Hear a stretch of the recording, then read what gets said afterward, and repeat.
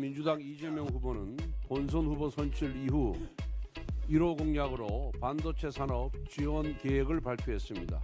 그런데 이 후보는 정부와 국민의힘의 목리로 국회를 통과하지 못했다는 거짓말을 늘어놓았습니다. 국민의힘은 반도체 특별법 통과를 누구보다 강력히 주장해왔습니다. 지금 이재명 후보 캠프와 민주당 당직자들은 주 52시간을 준수하고 있습니까? 그렇지 않을 것입니다.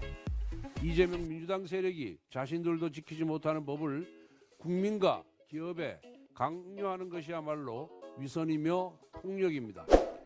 어제 민주당 이재명 후보는 본선 후보 선출 이후 1호 공약으로 반도체 산업 지원 계획을 발표했습니다. 그런데 이 후보는 반도체 특별법 필요성을 언급하며 정부와 국민의힘의 목리로 국회를 통과하지 못했다는 거짓말을 늘어놓았습니다. 최종 후보 선출 이후 첫 행보부터 허위 사실을 유포하는 것을 보니 역시 하나도 바뀐 것이 없구나 싶습니다. 국민의힘은 반도체 특별법 통과를 누구보다 강력히 주장해 왔습니다.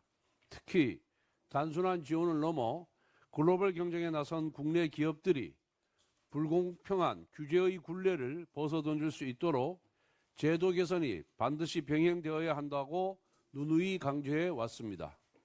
지금 전 세계 반도체 기업들이 어떻게 경쟁하고 있습니까?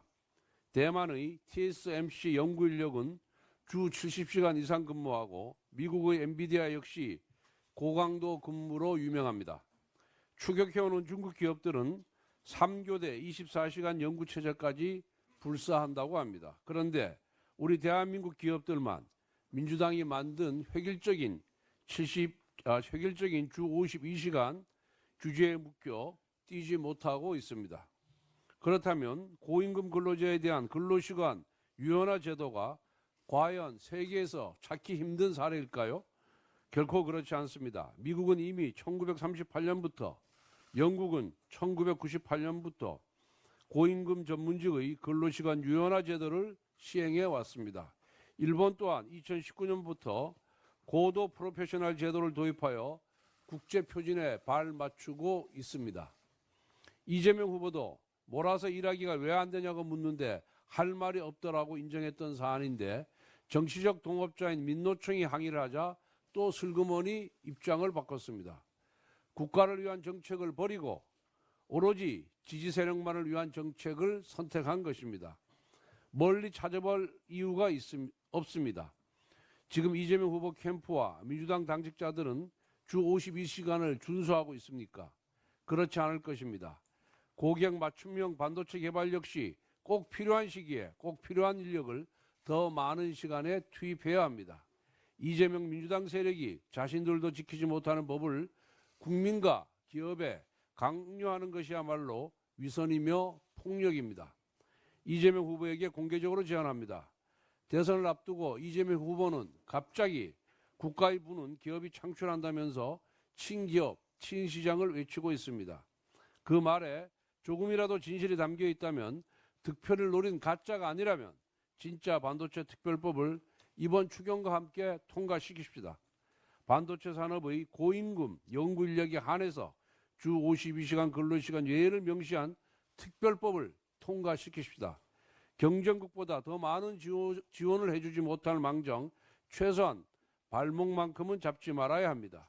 이재명 후보의 답을 기다리겠습니다.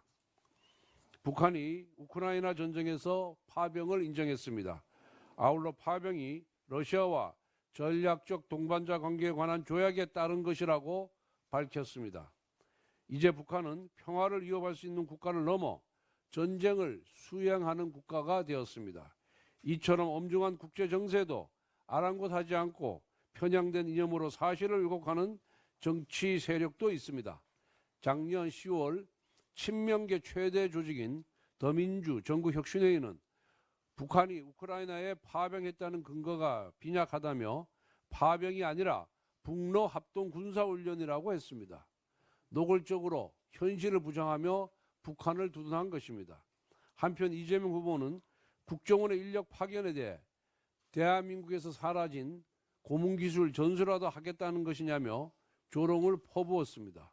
심지어 북한이 파병하는 것을 귀하로 혹시 한반도의 정책을 획책하려는 것이 아니냐며 음모론까지 살포했습니다. 지금 이재명 후보는 북한에 800만 달러를 불법 송금했다는 범죄 의혹을 받고 있습니다. 과거에는 미군을 점령군이라고 폄훼까지 하는 발언을 했습니다. 자기 정치 이익이 되면 이적 행위와 반미 발언도 서슴지 않았던 것입니다.